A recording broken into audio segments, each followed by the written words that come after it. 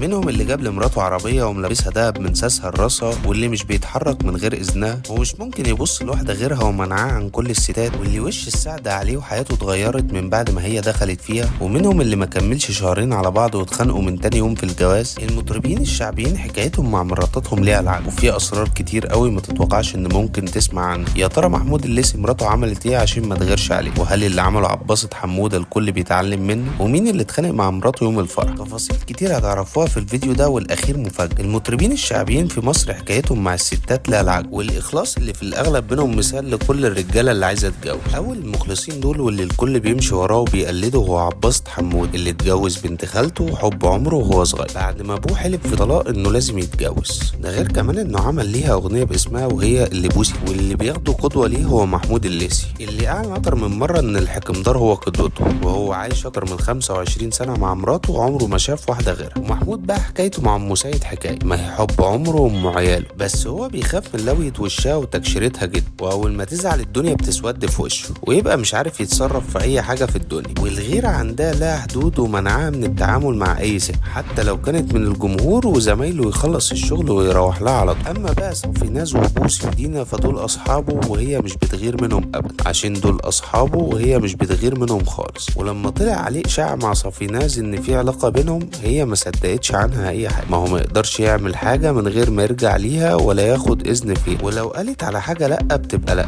بس بقى اللي لو طال يدي مراته حياته مش هيتاخر هو حمو بيك، واللي جاب لمراته في عيد ميلادها عربيه سعرها يعدي ال5 مليون جنيه، غير الدهب اللي شمس لابساه من ساسها لراسها، ولو طال يوزنها دهب مش هيتاخر عنها ثانيه. ده غير ان عمل ليها اغنيه اسمها شمس المجره اللي بيغنيها في كل مناسبه. وزي ما في الحلو في كمان اللي مش ولا بد، زي اللي حصل مع مسلم ومراته يارا تامر اللي اتخانقوا مع بعض يوم فرحهم، وده كان قدام الناس كلها والكل كان شاهد على اللي حصل. والموضوع ما خلصش على كده، لا ده كمان كمل تاني يوم الفرح وطلعوا هما الاتنين لايف وقعدوا يبرروا الخناقه اللي حصل. واللي كان زيهم حسن شاكوش اللي ما كملش شهر متجوز وانفصل عن مراته، والموضوع كان بفضيحه. انتوا بقى شايفين مين فيهم رومانسي ومين لا؟